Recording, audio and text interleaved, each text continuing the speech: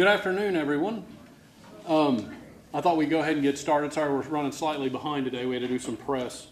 I just wanted to welcome everyone to the East Tennessee History Center. We have a fantastic talk today, which I'm just about to introduce. But before we get going on that, I want to let you know about some upcoming events we have here at the East Tennessee Historical Society. The first is we're going to be launching on October 6th for our first Friday the opening of our new exhibition on the story of Carl and Pearl Butler. The exhibition is called They Sang What They Lived. We're very excited about that and Knoxville's ties to country music. On October 13th, we have our next Football Friday, which is our sort of tailgate party for the UT game. We're very excited about that. And then on October 25th, our next brown bag is A Last Hurrah, which is selected writings by Bill Landry from the Heartland series. So we're very excited about that as well. Today, we're going to be discussing the Western Heights project. We're hearing a presentation called Western Heights Reborn. And we have two presenters that we're honored to have with us today.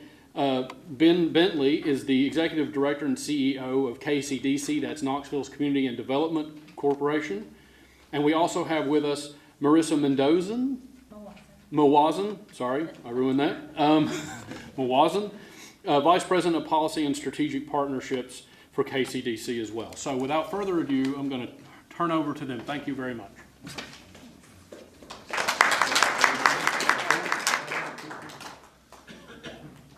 Good afternoon.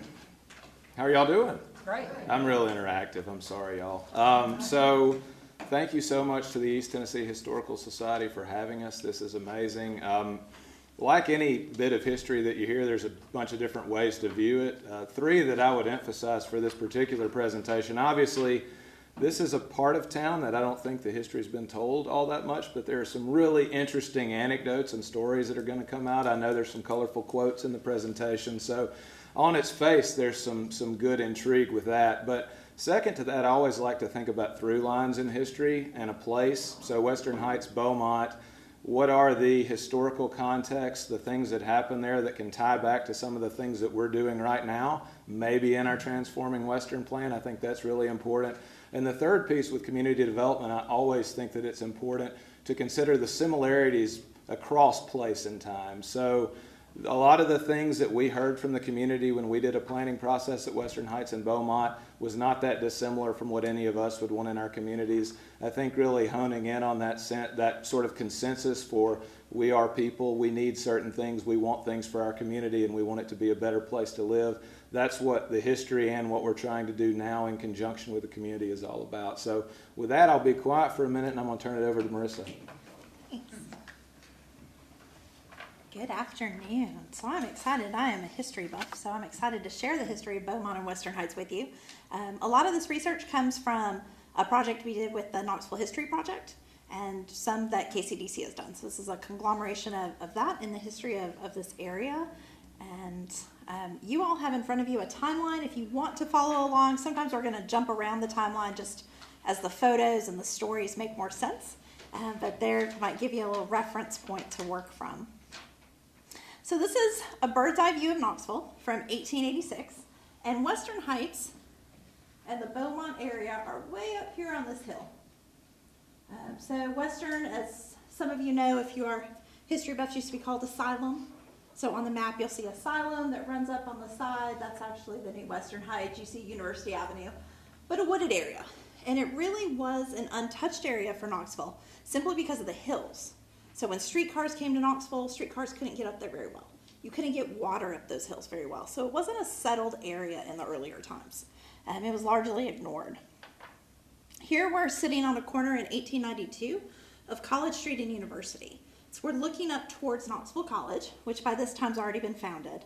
And you see that house circled on the corner. And this is something Jack Neely found.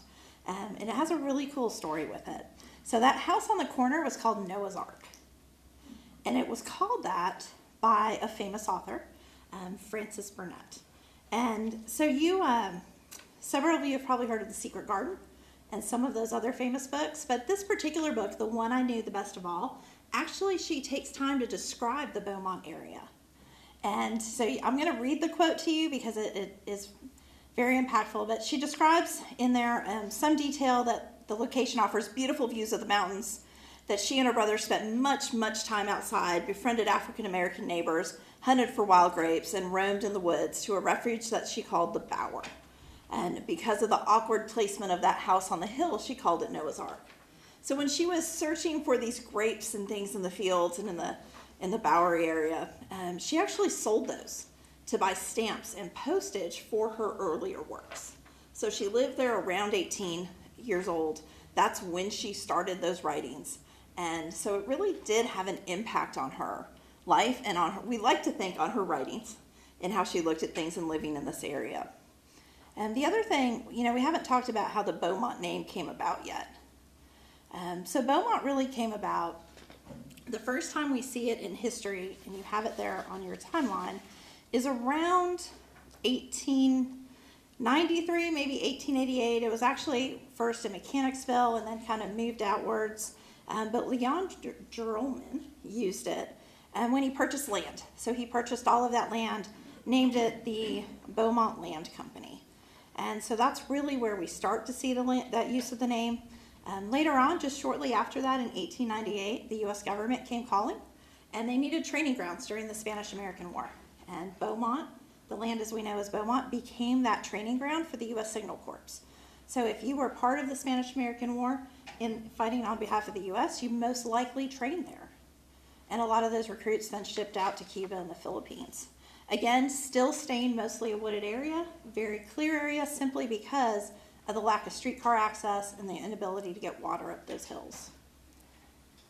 Now we jump forward a little bit into the early 1900s. Again, it's not a developed area quite yet, so it's an area you can go to just outside the city limits. We had the same policing structure we have now, a city police force and the county sheriffs. So the county sheriffs didn't really touch that area. We were just outside the border of the city police, and so you had a lot of unique activities that went around there. And the newspaper actually named this area the Arboreal Monte Carlo of Knoxville. So if you wanted to go partake in gambling, card games, cockfighting, some other different activities, this is where you went. You went right outside Beaumont School, because Beaumont School was there by this time. You went out there, and that's where you kind of had your activities. And so this article comes in 1902, and about November 1902, and you see the story of the arrest the print is pretty small, so I'm not sure you can see that. But what it says is, for some time, Deputy Sheriff James Hughes has been trying to get his fellow officers to go with him and make the raid. So he'd been trying and satisfy the law and the citizens of that section. So people had been asking. At last he got up his crowd, and they netted a neat bag for their trouble.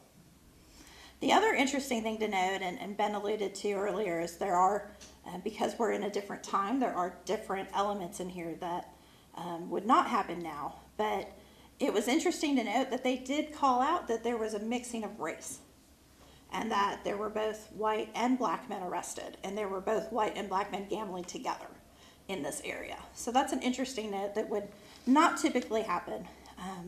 And then the Sentinel also reported, again, I do find these quotes amusing, the cards had been thrown around, and it was one of the most amusing raids ever made. The cards were scattered so thickly over the woods that it seemed the trees had borne them and cast them as foliage.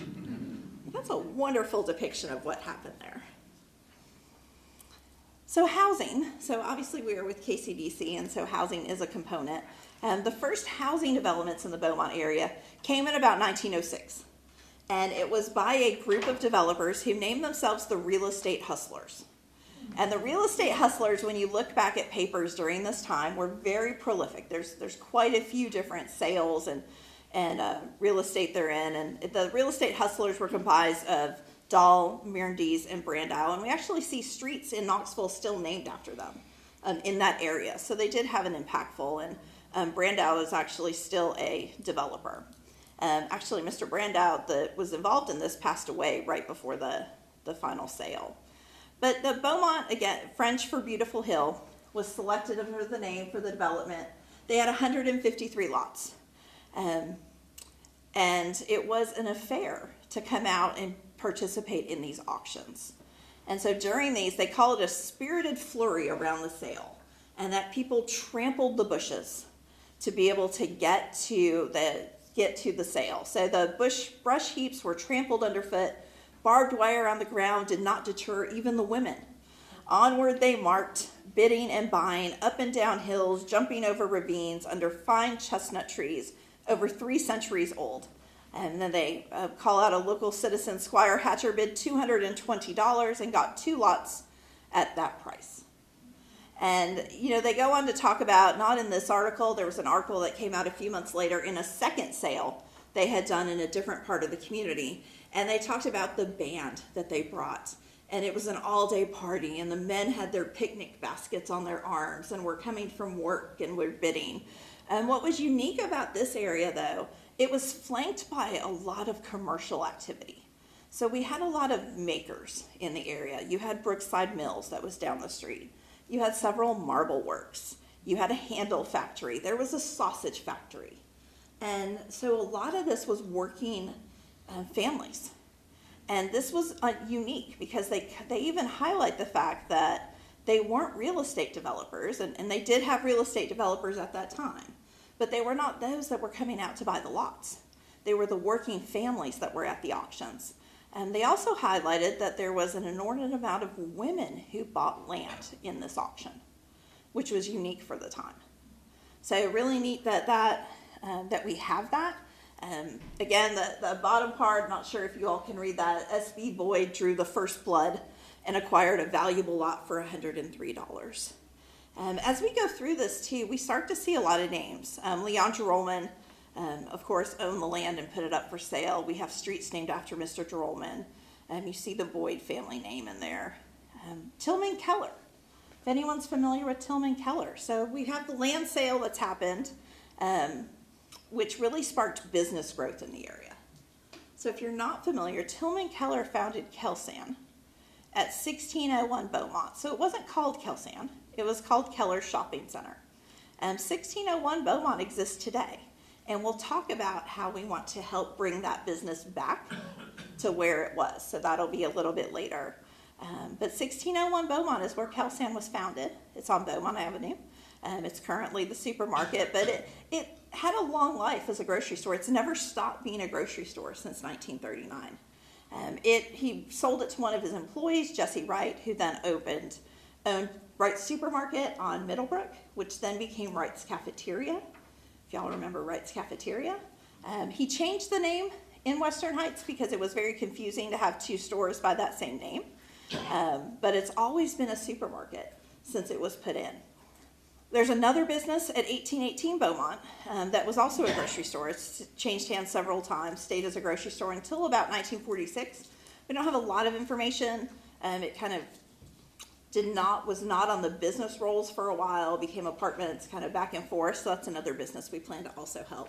But there's a lot of businesses rooted in this community.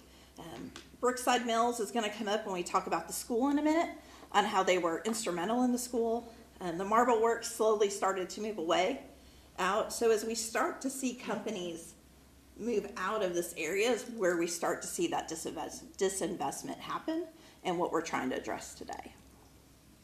So Beaumont School. Beaumont School was actually originally built in 1894. That first one burnt down and then came back. And the current one, which is there today, was built in 1915. You would not recognize it if you drove by because they've added on so many times over the years. But there are news articles that do talk about some of the original walls are still there and that was how the school was built and added on to. The school was originally, this new school, the one that was built in 1915, the land was donated by Brookside Weaving Mills. So Brookside Mills donated the land. Their superintendent is who attended the opening and really pushed for that. Their superintendent's name was Larkin Brown. And we'll recognize the last name Brown as the father of future Hollywood director Clarence Brown, who grew up in the neighborhood. Along Scott Avenue specifically, but Brookside Weaving Mills, and because of Larkin Brown, were heavily involved in the community. So in 1915, Beaumont Avenue School was built in cooperation with the county as well as the town of North Knoxville on land donated by the mills. They knew they needed to help build this. They knew they needed to donate the land to support their employees because they had so many employees in the area. They wanted their kids to have a great education.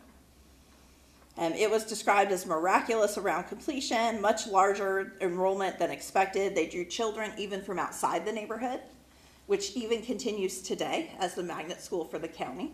They still draw children from outside the neighborhood. Those attending, so the opening, I mentioned Larkin Brown attended the opening. We see other names as well that attended that. James Maynard, son of legendary Congressman diplomat Horace Maynard, who presented the school with a Bible. Professor J.D. Hoskins, future president of UT, and prominent jurist Chancellor Will Wright. But we don't know if he's related to Jesse Wright, who had the store down the street. So really, a lot of folks came out to it. They anticipated 1,000 students. So Beaumont had to begin teaching in shifts. So, we're used to our kids going to school all day right now, but they actually opened up in shifts. And when they were hoping when they annexed Beaumont in 1917, that would assist with releasing some of that overcrowding in the schools, and it did not. So they actually put in for a request to enlarge the school shortly after it had been built. Another interesting story comes from the area when we talk about business and development there.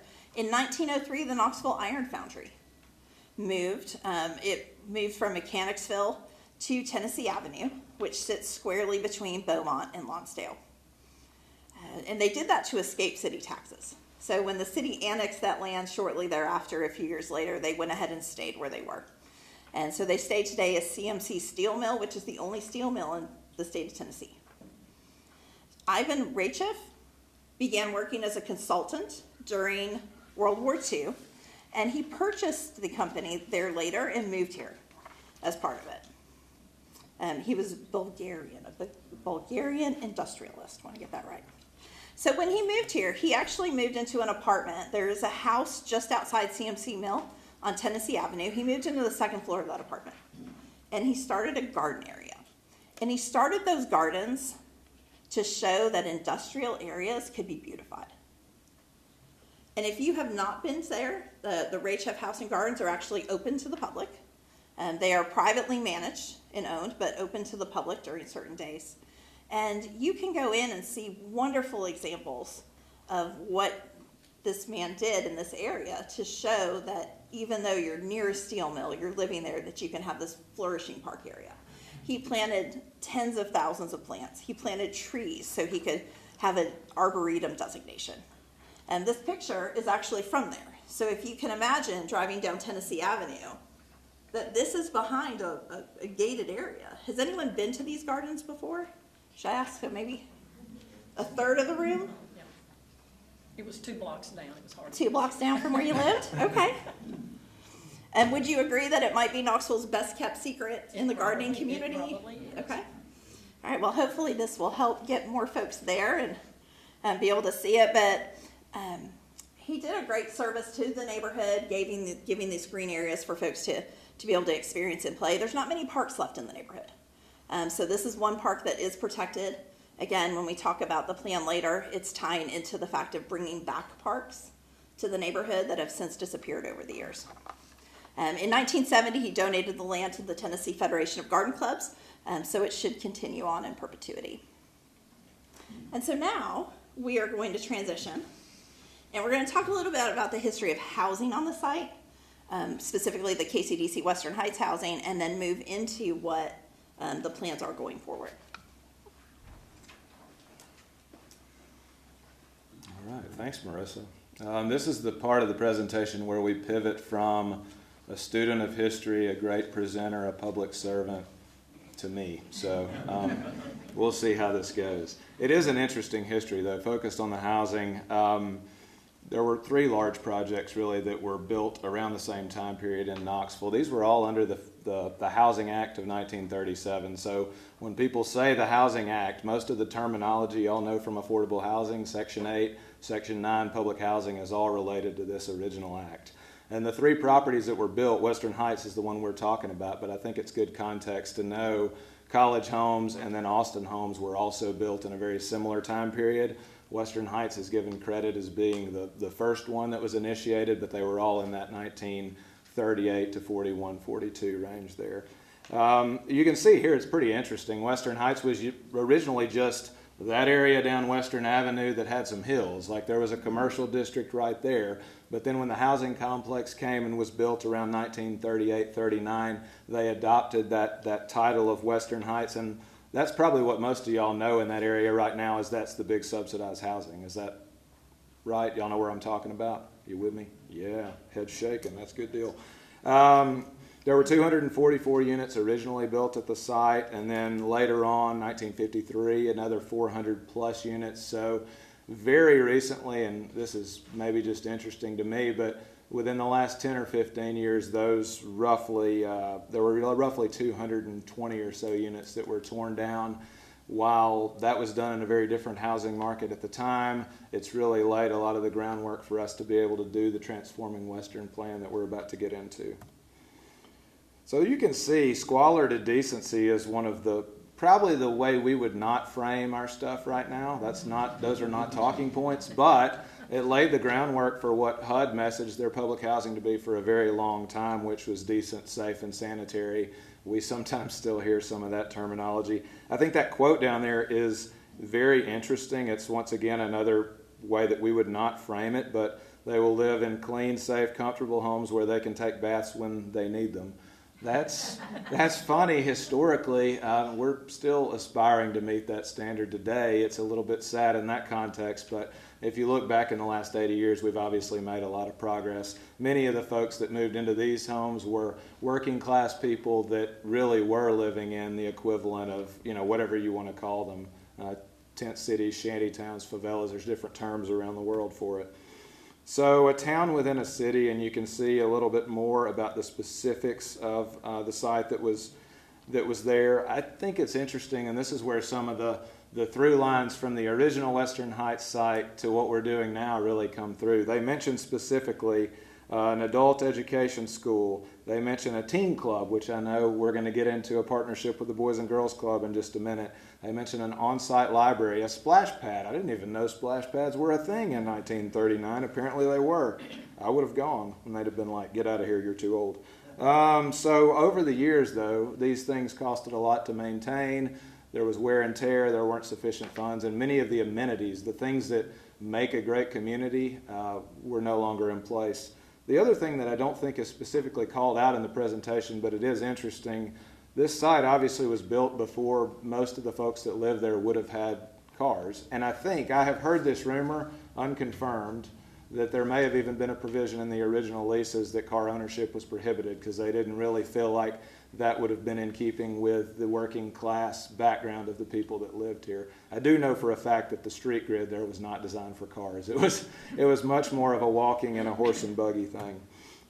So you can see a little bit about the furnishings, which I thought was super interesting. So I know that Ellen's here with UT, not repping this. Well, I don't even know. Is there still a successor to the Home Economics Department at UT? Well, maybe child and family studies, Okay. but not really. Yeah. It's changed a lot. Yeah. Retail management? What? The retail? Oh, Management? yeah, and then there's retail hospitality and tourism management. So, But neither one is exactly that. right. So there's a way back partnership, though, and it's kind of cool with the university to help these working class families be able to furnish their homes. And you can see some of the students put together packages for people to be able to buy at a pretty low cost. That's interesting because we still put together some of those same partnerships to make sure that people move into units and they have a holistically good place to call home. And you can see the rents there, they seem very affordable. I don't have much of a context, but that was supposed to be a joke. No laughter. Western Heights, much like our properties today, the housing market of that time period, despite still kind of the tail end of the Depression and the overall economy trying to rebound, they were immediately leased up. There was a high need for new housing, a high need for housing that could serve working class families. That sounds familiar today. So one other theme that's related to Beaumont School, we're about to, as part of our plan, and we'll get into the specifics in a minute, but add a whole lot of housing units to a site that can absolutely sustain that. With that said, it impacts the school-age population, and back in the day, they had certain facilities, and it was, I think, probably harder to expand a school than it is now, maybe not. But they had to move to half-day schedules to be able to accommodate all the children that lived in that community based on the construction of this housing. So good news, we're working early with Knox County schools to be able to make the Beaumont attendance and to take account for the new students that will be moving into that community. So Western Heights addition, you can see another 440 units built in 52, 53. There was a lot of, obviously, urban renewal. There are other words to call it that happened from really the early 50s all the way through 70s and 80s. And I'm generalizing. Those things happened in fits and starts, and they happened in different time periods within different cities. But much of that ended up displacing families, and many low-income families, and many families that are people of color. And so we, as part of this project, knew that. I don't think at that point there was the equivalent of the Uniform Relocation Act, URA, that's a federal requirement to take care of people that are displaced based on federal action. That did not exist, but I think at the time, and I'm not trying to paint this picture as pretty, it's not, but I think there was an effort to utilize some of the new resources that were coming into Western Heights and other areas to be able to house some of the folks that were displaced from other projects. So you can see a little bit about just the background of a neighborhood in need. How many of y'all have driven through that Western Heights Beaumont area recently? Yeah, I mean, there's a few, maybe 3 commercial hubs, if we can be generous with that terminology. There's not a lot there. There are a few active businesses that have done well. So through our project, we're looking to support those areas and make them better. So fast forward to today. How many of y'all live in a place? I do. I live in a place. It's a weird question, but I'm trying to make a weird point.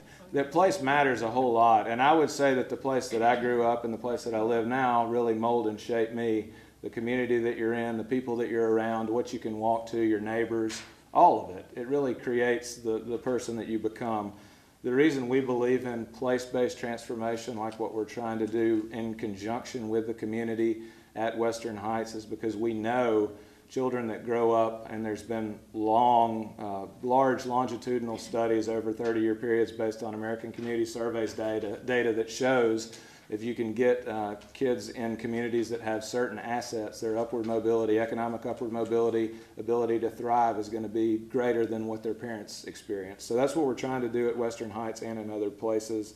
That's why we're offering, and I think we're about to get into more specifics of that plan, some interventions when it comes, or not interventions, some resources and amenities related to education, workforce development, access to transportation, internet, health care, some of the partnerships with UT. There's a number of partners that we'll talk about. So bringing changes too, it really is going to be a meaningful impact. So some of the neighborhood assets, anytime we start a planning process, we don't always go back to 100 years history or 150 years history, but we do like to take a survey of recent history and the current status and just say, what is working with the community? Every community's got assets to build on. So some of the ones that we heard from in this community are listed here, and you can see them. The Boys and Girls Club's been a great partner for a long time. Beaumont Magnet Academy, fantastic school. And then you've got, obviously, the Head Start that we just recently opened that's going to serve about 130 kids 0 to 5 in that community with affordable early childhood education that didn't exist before. And there's a few other things mentioned there. So the overview of the housing plan, how am I doing on time? Oh, I got so much time, shouldn't have told me that. So the overview of the housing plan, there are really 2 different pieces to this. There is a rehab that's about 240 units. These are the original 1940 units at Western Heights. We thought it was very important to preserve that history. The aforementioned two sites, both First Creek at Austin, as it's now called, and what was College Homes, now Mechanicsville, those have obviously been demolished, but this was the original public housing. We thought preservation was appropriate in that case. We are also, in addition to the preservation of those roughly, I think it's 232, but 240 units is what I'm going to say, we're adding 479 units of new construction. So this includes 196 of the replacement housing. These are income-based housing units. So if a person is working, they will pay 30% toward their income for the rent, and the rest of it will be supplemented via a subsidy. We think it's really important to create mixed income communities. So when the 1938 housing was built, this is really wonky, but I like it. Originally, there was a flat rent structure, so it was designed for working class families, and I'm going to use some dollar figures that are probably more rooted in today that wouldn't have been applicable then. Let's say today you need a $400 a unit, one bedroom. You're not going to get that anywhere in the Knoxville market, and so the flat rents were set at that time to really serve working class people. In about 50s, mid to late 50s, there was an act passed by Congress, all the best intentions, but sometimes there's unintended consequences to that created what we now know as the subsidized, sort of a graduated, so your income goes up, your rent goes up, and vice versa. It had the unintended consequence of really driving the most vulnerable populations into one area. That was the intent, right? We all want to serve the most vulnerable populations, but unfortunately it created some areas that were economically depressed. It also, at least in recent years, we've seen creates areas where usually the people that don't live there, but outside folks come and try to take advantage of some of those situations. So it was not a great community. It was not the best living conditions that we could offer people. That's why we've gone to mixed income. We're still trying to serve those very low income families. That's critical. But we also want to introduce workforce housing, so sort of moderate income, what this started out as at Western Heights. And we're calling it market rate. Market rate's actually required as part of the HUD program. But the market rate for Western Heights is going to be dramatically different from downtown or South Knoxville. So keep that in mind when we say market rate. It's going to still be a relatively affordable place to live. And I am going to once again throw to Marissa for a neighborhood plan overview. Okay, thanks. So I'm going to talk a little bit about how some of these new things that we're bringing in tie back to that history piece. And why they were rooted. So it's important to know that even through this planning process, it was very resident driven. We spent about 15 months working with the residents, interviewing residents, and we had twice a month calls with residents. It was during COVID, so we gave out tablets to all of the residents so they could participate in those. So we gave out 200 tablets for those that wanted to participate in the planning process to be able to call back into these online meetings. And so our neighborhood plan really boils down to some key components. And they're rooted on the entrepreneurship in the community that was there, the arts focus between the mills and the marble works and all of this rich heritage, as well as the park structures that were there that aren't there anymore. And so the community wanted a park back. They said we need open places to gather, to play, to have our children go out to host birthday parties and all the fun stuff that we like to do in parks. And so the plan has two pretty extensive parks that are coming back into it. And we're building an arts and entrepreneurship building to really pay homage to the arts and also tie into Beaumont's rich arts. There we have partners moving in, like the City Fine Arts and Crafts Center. It's going to move in from Broadway over to there. We have Knox Makers coming. We have Junior Achievement with their 8th grade entrepreneurship program coming there. So they're staying in Anderson County. This is the second location focused on that 8th grade piece. Food entrepreneurship. You know, that food entrepreneurship is an equal part of entrepreneurship.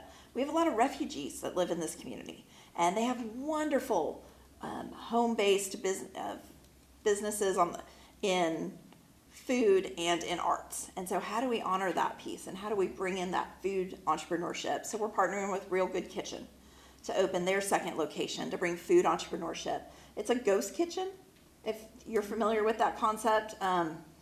In a commercial space. So if you want to just start making pies, for example, and selling pies, you might start in your home, but your home is not certified as a food safe area. So now you need that kitchen space to be able to sell them commercially.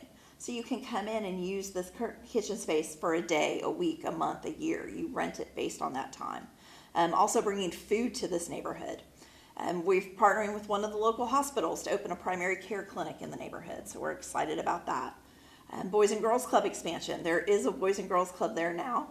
There has been some type of youth activities on site since it first opened in 1939. We want to bring that teen club concept back. So expanding that Boys and Girls Club to give our middle and high schoolers somewhere to go. Because right now it's probably 2 rooms, and kindergartners and high schoolers don't hang out well together. So bringing back that teen club concept you saw from the 1930s back into the plan. And then, we saw on that slide, I'm going to go back for a second, in the commercial facade enhancement. Working with the businesses that are in that area, that have been in that area since the late 1930s, to bring those back. That supermarket building that's up at the top, that's where Kelsan was founded. That's been some type of food or grocery since the 1930s. We want to see that come back to serve the neighborhood.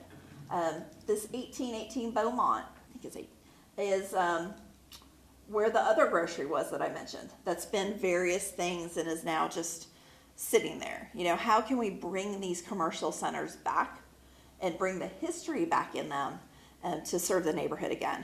And then you see this wonderful, I don't have information on this building, but it's a wonderful Art Deco building. It's boarded up, but there's glass behind all of those boards. So it's a really cool building that if we're able to bring that back to you. So our our community neighborhood plan, part of the grant is being used for commercial facade enhancement. So we're going to go in and work with those owners and support them in bringing those businesses back to serve the community. And we'll create a new neighborhood center on the land that we own. So a lot of these buildings I talked about will actually be in this new neighborhood center, the parks, the overlooks, the entrepreneurship piece, all coming together to recreate that center of community. Okay, we ready for this? What it is? Okay. The video? The video. I've been waiting. I still haven't watched it. All right, so we weren't able to bring obviously residents with us and folks that have been in the community for a while. So what we want to share with you is some of their thoughts about the history of the community, what they remember growing up there. Might have very similar stories as you do.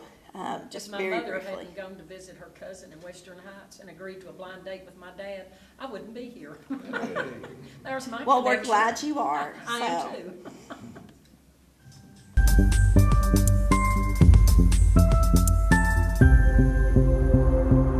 Memories from living in Western Heights. I remember as a little girl being able to stand on the hill and see the entire city, which allowed me, I'm a big dreamer, which allowed me to dream big. But I also remember one of my fondest memories is in the wintertime.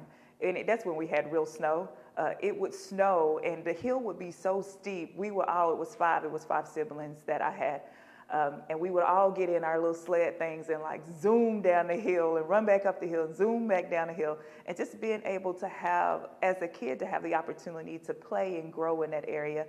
I remember it being such a sense of community and such a sense of family. There was a lot of kids that lived in the area, that lived on the street where I actually lived at. And I had a lot of friends, and it was just really a good place to live. I mean, there was no serious violence. I mean, we was able to play outside till dark, had no violence whatsoever. And I really enjoyed it back then. I remember being a young woman in that area and being able to climb like apple trees and plum trees to get fruit. I remember being able to attend the Baptist Center after school to get clothing and to eat. I remember the Boys and Girls Club. I remember the center, the actual office space having a splash pad in the summer, and we used to go down there and get wet, and anything you needed, the community had. So I remember it being just a sense of belonging, a sense of resources, and a sense of family. Years, we've seen a lot of transformation and development in the community. Many of the families that live here, have climbed out of poverty. There's a lot of working people. There's a lot of people with a vision now for higher education. There's students growing up, graduating high school, going to college. And even one family that we worked with through the years, that all three of the children have grown up to become productive adults. But the boy that was here with us, he's a Amazon Fulfillment Center. He runs one of those centers. So we've seen a lot of kids actually grow up, take on college careers, become very productive. In the I am future. today because of every experience that I had as a child, living in not just the Western Heights community, but other communities that I've lived in, having the opportunity again to have a sense of belonging, to create, to be innovative, to play. I think that's one of the things that our young people really don't take the full advantage of, is learning through play and being able to have a sense of being safe, protected, free, to be in a space that they can call home. Describe the Beaumont community. If I had to put one word on it, it would be resourceful.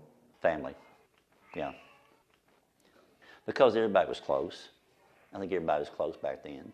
Community is still the word that I think it's now becoming reality. That we're seeing community, we're seeing happiness, we're seeing unity. We've got more unity here than we've ever had, and it's beautiful. It's a beautiful thing to see people living together, growing up together, a lot of diversity, and still people are very happy here.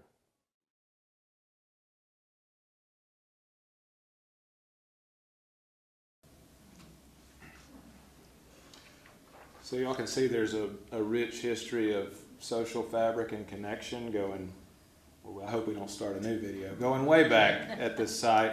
But the way that those things come about is to create spaces where people are able to get to know each other, able to build that sense of community. And that happened historically with splash pads and really cool gardens and all kinds of amenities and, not Boys and Girls Club, but teen clubs. We're trying to recreate that now. So thank you all for listening today. I think we're going to take questions at this point if you have any.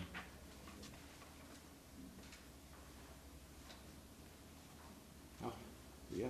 Time frame. Ooh. Tell us a little bit about your time frame. Yeah, so about a year ago we got the news that we would receive the $40 million Choice Neighborhoods Implementation Grant from HUD. That unlocked about $170 million in additional resources to be able to make this project go. So we really do have about 210 of our $220 million accounted for. So that's obviously the biggest step. Even so, this is a massive project, creating almost 500 new units in a commercial center. So and the partnerships and continuing to engage residents, it's about a 5 to 6 year process from where we sit right now. There's a firm timeline that we're not worried about. We're going to meet that, but I think 5 years is a good estimate for when this is finished. Yes, sir. Marissa talked about the facade grants, and I wonder how they're structured, for someone to apply, what their contribution might be. Marissa, if you can repeat the question, please, Okay. for our folks on Zoom. So the question was about the commercial facade enhancement grants that we're bringing to the neighborhood. And it's a great question. So we're parlaying it with the city's facade enhancement grant program. So we're still working out the details, to be honest, of how that's going to be. We'll roll those out sometime in 2024. And really what you're going to see in the city's program as it lays now, it's about up to $50,000 for that exterior enhancement. The business owner has to put in about 20%, which is a barrier for a lot. And so we're using some of that Choice HUD money that's been referenced to actually offset that. So if we're going to create the program around, there's going to be different metrics, but for some of those businesses that have been there 30, 40, 50, 60, 70 years, and we want to be able to support them. So we'll use some of that HUD money to go ahead and offset that match to help them. There might be some additional limitations around ownership and those pieces, longevity of the business. But really it's fully designed to ensure that the businesses that are there now are supported and can stay. So ask me again in 2024 and I will give you all the details. Yep. Other questions? Yes. I liked that slide where you had the listing of everything you're going to be doing, the early childhood and the Boys and Girls Club and the entrepreneurship, the restaurants, obviously the housing, that's what you do. All those ingredients look like the ingredients for social and economic mobility.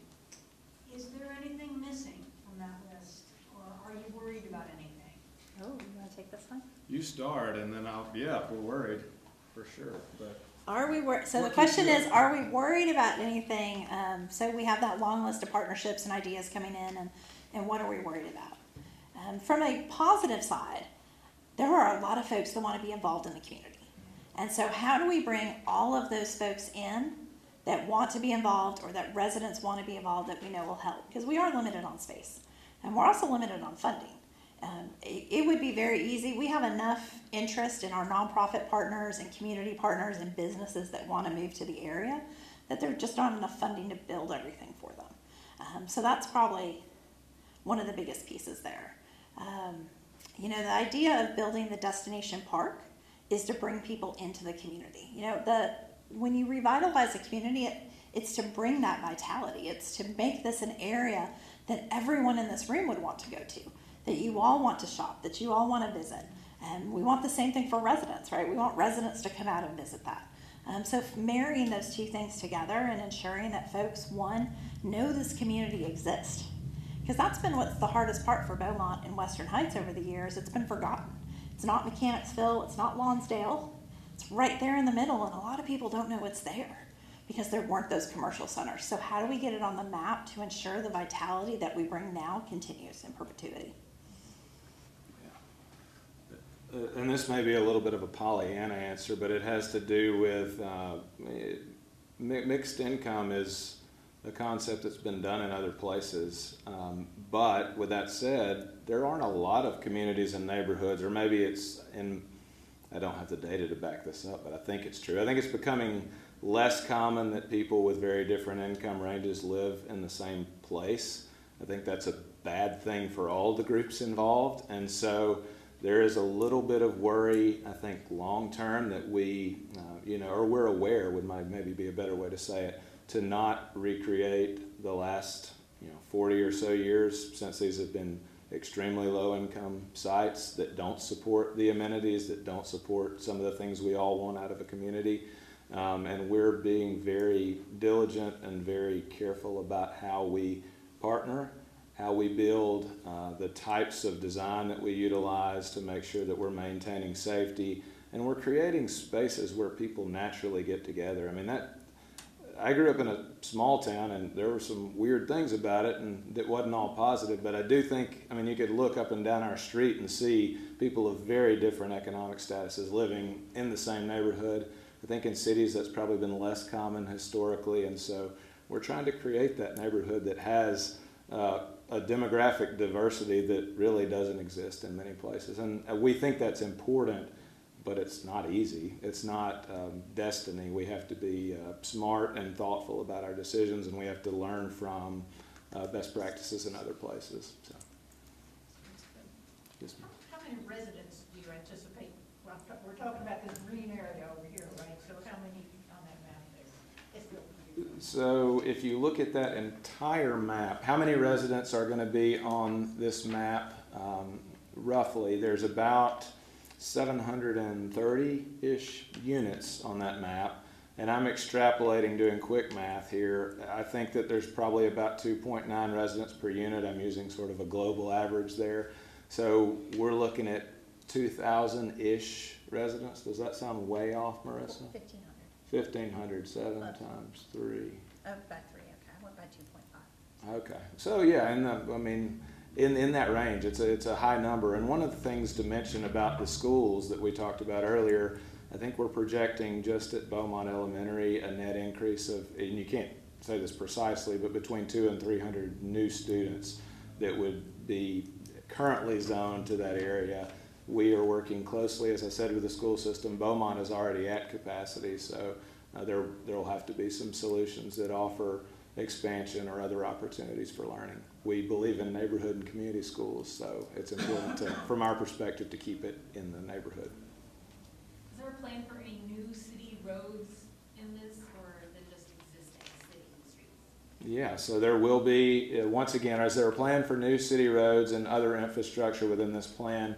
The city has been exceptionally generous in their support of this project, and they are, we should have mentioned at the outset, primary partners, City of Knoxville is leading our neighborhood effort.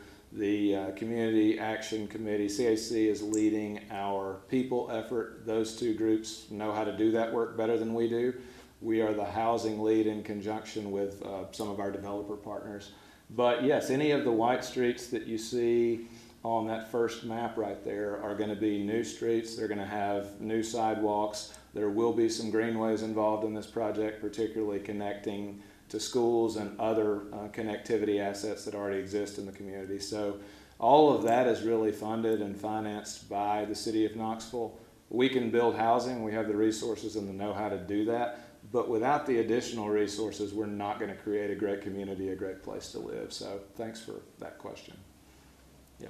Speak a bit more about Knoxville College and how that connects into this. Yeah, so yeah, right between obviously Mechanicsville, and we learned a lot. I think we, HUD, United States, Knoxville, from the Hope 6 program, which was sort of the precursor program to Choice Neighborhoods. But Knoxville College is, I'm estimating 60-ish acres of underutilized, or in some cases they are utilizing some of the buildings, but it could use a little bit of love. Right between Mechanicsville, the subject of that Hope 6 rehab from about 2000, and then Western Heights just right over the hill there. That site, obviously,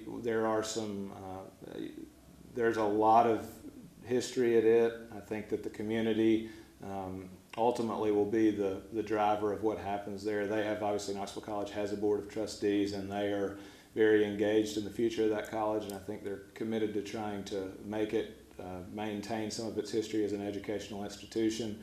With that said, there is some vacant land on the back side of the property that might be appropriate for housing at some point in the future. If that were ever an opportunity, obviously we or a number of other parties would be interested in doing that, just because there is such a need for housing. As you can see, I'm trying to sort of straddle the fence there, because it's not a call that I can really speak to, but I think that's kind of, I think the college is wrestling with how much of that land they need and what might be a way for them to benefit long-term financially from the assets that they currently have in place. The other site that I'll go ahead and piggyback on is Rural High School. So county-owned site, that building is now, I mean, it's been demolished, or it's in the process of being demolished. That's about 19 acres. Yeah, I'm not making a value judgment on that, just stating a thing that's happened. So that 19 acres, much of it is buildable. It's one of the flatter sections of land in that area. You could easily see that being used as another opportunity for the expansion of housing, or outdoor amenities, or another siding of a school or commercial area. It's got a lot of potential as well. One other thing, and then I'll be quiet. There are about 150 either dilapidated structures or vacant parcels within that neighborhood. We hope and we believe that our development will spur private development on those, so the creation of new single-family homes, duplexes, that will also add to the community, add to the housing supply. Yes, sir. Could you name a few of the other developments that are going on in Knoxville in addition to this one? Absolutely. And would you want me to focus on Just the work that we're doing? The or others just, that are going on. all right, so I'll start with ours and then I'll branch out. So I guess the first effort started about 7 or 8 years ago in earnest in terms of construction. That was really what was Walter P. Taylor and Lee Williams, and the revitalization of 5 Points, the creation. I mean, many of those old historic affordable housing sites were created to be isolated. The streets were cut off. It was not as if, but it was that people that lived there were meant to feel like they were separate from the rest of the community. So through that effort, we partnered with Cherokee Health. They did a wonderful job expanding their medical facility on site. Worked with the city of Knoxville. We've left a space where the East Knoxville Greenway will actually connect from the Botanical Gardens back to Harriet Tubman Park and eventually to baseball stadium in Old City. But that was about on site about 332 new units. It'll be affordable for the next 80 or 100 years, however long. We got to manage them well, but however long. First Creek at Austin, so that was formerly Austin Homes. When we started that process in 2019, the planning process with the residents, because they're always our primary stakeholder, there were 129 subsidized units at that site. previously there had been 330.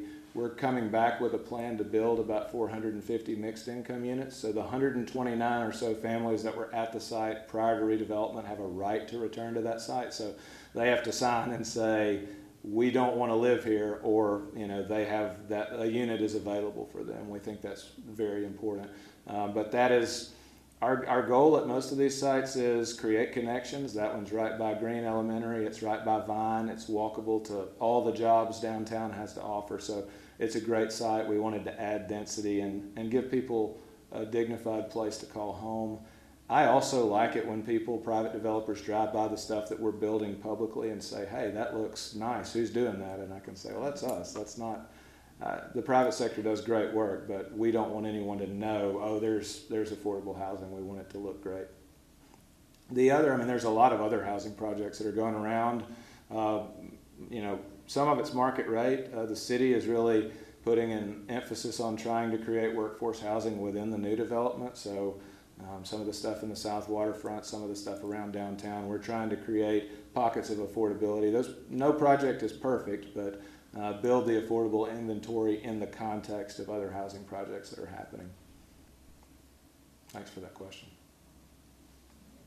Yes, sir. You mentioned construction of the projects, and I'm interested to know about the evolution of materials that you might be employing. All right, so we're asking a question about the evolution of materials that we're employing, and I'm going to make a general statement, and then I'm going to mention a specific partnership, and then I may ask Marissa to help me out here.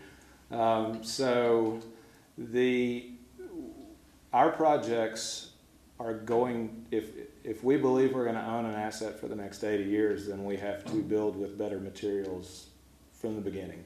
So our projects are generally going to cost a little bit more than what a private developer's would. They just have a different model of ownership and different goals. So everything that we're building with right now, we're trying to use materials that are not going to puncture. There's not going to be any water incursion. If you drive by First Creek at Austin is a good example right now. At least on the lower level, we're using as much brick or concrete as we can in a way that looks good, but for durability. And we know, we want to serve kids and families. I have 2 kids. They throw balls against stuff all the time. They break all my stuff. And we're trying to create a space where they can throw balls and they can play and have a good time. And it's going to last for the next 80 years. We have one really cool specific partnership at Western Heights, but it's on the rehab section, and it's with Oak Ridge National Lab. They are sort of piloting the production and manufacturing of a very energy efficient panel that can be made to look, I'm told, like almost anything you want it to look like. And it hangs on the exterior of a building. It provides outstanding insulation. The energy efficiency and the air tightness of the building is incredible. And there's actually a high efficiency HVAC unit that will pair with that to make sure, you can build a tight envelope, and if you have the wrong HVAC system, it can go badly wrong. So we're looking at that. That's an interesting partnership. I am not an architect. There are architects in the room, but I'm not going to throw to him. He would talk for a long time. So yeah, does that answer the question, kind of? Solar, yeah, well, that is interesting. So we're doing a project, a permanent supportive housing project for veterans called Liberty Place, 32 units, and that's actually a good example. Our first foray into solar panels on a project here. We think it's important to reduce energy usage, but also to lower utility bills, especially for the most vulnerable populations. And so that's another good example. We've got a lot of these specific partnerships right now where we're trying to either blaze a trail in the case of the ORNL stuff that could be replicated all across the country, or, in solar, I think a few people have done that, but trying to move forward with some of our use of materials. What other questions? All right, that's perfect. Thanks, y'all.